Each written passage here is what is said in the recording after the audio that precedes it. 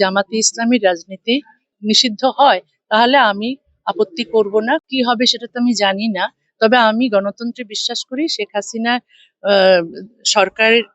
হাসিনার পার্টির ওপর যে নিষেধাজ্ঞা আছে সেই নিষেধাজ্ঞা তুলে দেওয়া হোক এবং তাকে রাজনীতি করতে দেওয়া হোক। এই নিষেধাজ্ঞা উঠে যাক এবং মানে সব রাজনৈতিক দলই রাজনীতি করার অধিকার পাক এবং শেখ হাসিনা ফিরে যান, এটা আমি চাই। তবে ধর্মীয় রাজনীতির বিপক্ষে আমি। ধর্মভিত্তিক রাজনীতি এটা সত্যিকারের মানে ভালো রাজনীতি নয়, কারণ এই রাজনীতি অলওয়েজ নারী বিদ্বেষী রাজনীতি। সুতরাং জামাতে ইসলামীর রাজনীতি নিষিদ্ধ হয় তাহলে আমি আপত্তি করব না, কারণ তারা তারা শরিয়া আইন চায়, তারা নারী বিরোধী আইন চায়। তারা যদি ক্ষমতায় আসে, তারা যদি রাজনীতি করার অধিকার পায়, তাহলে সংখ্যালঘুদের কোনো অধিকার থাকবে না বাঁচার, কোনো নারীর কোনো অধিকার থাকবে না। সমান অধিকার তো পাবেই না, ন্যূনতম অধিকারও তারা পাবে। দেশে ফেরা আমার তো পরিকল্পনা সারাক্ষণই থাকে, কিন্তু আমাকে তো ফিরতে দেয় না। না, আমি বলেছি তো যে তাকে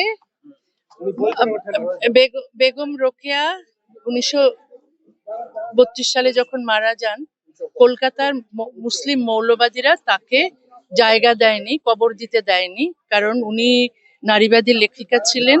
তিনি মৌলবাদের বিরুদ্ধে সংগ্রাম করেছেন, তিনি নারী শিক্ষার পক্ষে সংগ্রাম করেছেন, স্কুল করেছেন।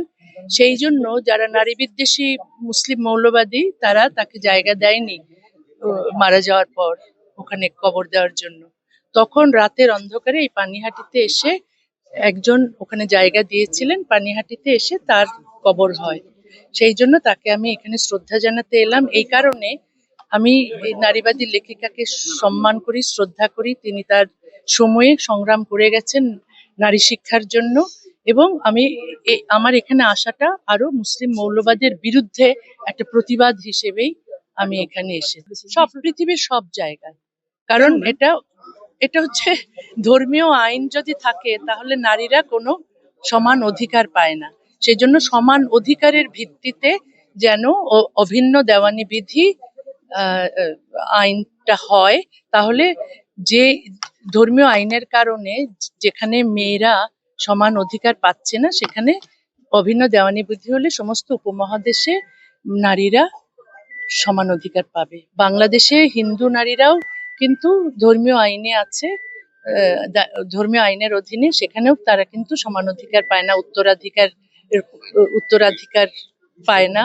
তারপর তাদের নানা রকম বৈষম্য আছে। সমস্ত বৈষম্য ঘুচে যাবে যদি অভিন্ন দেওয়ানি বিধি আসে। পৃথিবীর প্রতিটি সভ্য দেশে অভিন্ন দেওয়ানি বিধি আছে। কোনো আইন ধর্মীয় ভিত্তিতে হয় না। সমস্ত পারিবারিক বা এই ব্যক্তিগত আইনগুলো মানে ধর্মীয় আইন নেই ওখানে, ওখানে সমানাধিকারের ভিত্তিতে আইন আছে। এই জন্য শুধু উপমহাদেশের নয়, সমস্ত পৃথিবীর জন্যই সভ্য হওয়ার জন্য, সমাজকে সভ্য করার জন্য, নারীর সমান অধিকারের জন্য, মানবাধিকারের জন্য অভিন্ন দেওয়ানি বিধি আনতেই হবে।